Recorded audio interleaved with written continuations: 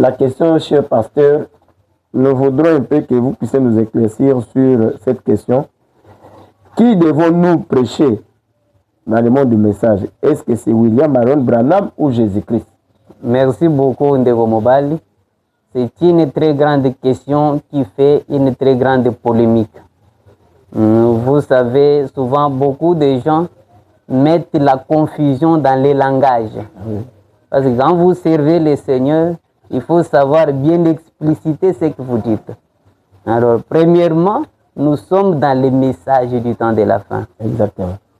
Et le message nous a présenté Jésus-Christ au monde.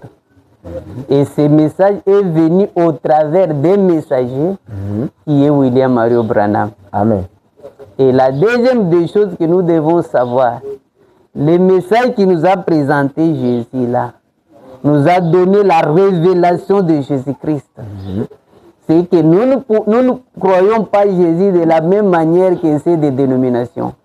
Parce qu'ils adorent Jésus sans la révélation de Jésus-Christ.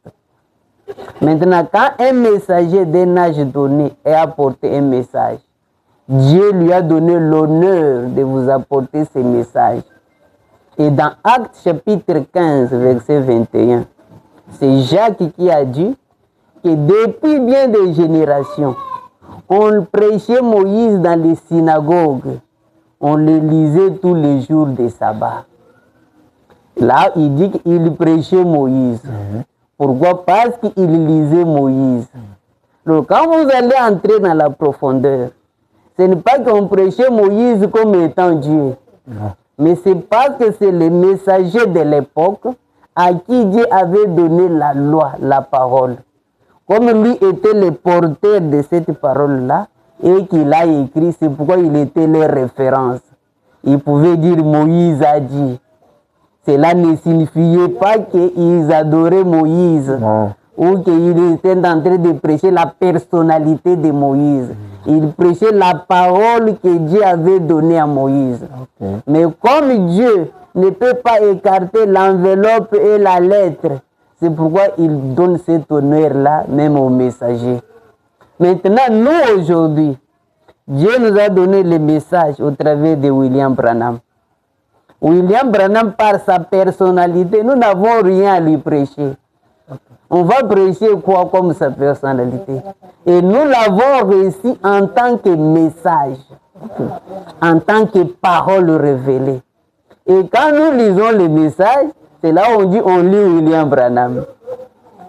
Et quand on lit ces messages-là nous présentent Jésus-Christ. Alors c'est ce qui nous montre que quand nous prêchons le message, certains peuvent vous dire que nous prêchons Branham. Mais il faut regarder là où ils pensent. S'ils adorent Branham, là c'est une autre chose. Mais s'ils adorent Jésus-Christ, il vous dit qu'il prêche Branham, ça signifie qu'il prêche les messages.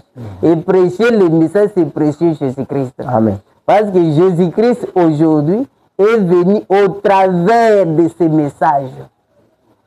Et quand ce message est prêché, c'est alors que les gens reçoivent donc les messagers de leur âge. Alors que les gens puissent enlever cette confusion-là. Nous devons prêcher, c'est Jésus-Christ. Mais c'est Jésus-là que nous prêchons. Nous le prêchons au travers de ces messages qui nous a donné la révélation de Jésus-Christ. Pour que les gens enlèvent de la confusion. Parce que ceux qui prêchaient Moïse dans l'Ancien Testament, ils ne le prêchaient pas comme leur Dieu. Et nos bien-aimés qui adorent William Branham sont bien connus. Ils adorent parce qu'ils savent que c'est leur Dieu. Et on les appelle les adorateurs de Branham. Mais prêcher Branham, ça doit être dans un autre contexte. C'est-à-dire, vous devez savoir que je prêche les messages. Parce que vous n'avez pas reçu Branham dans sa chair. Ce que vous avez reçu, c'est les messages. Et c'est ces messages-là qui représentent William Branham. Et c'est ces messages-là qui prêchent Jésus-Christ. Et Jésus-Christ est le même hier, aujourd'hui, éternellement. Donc celui que nous devons prêcher, c'est le message.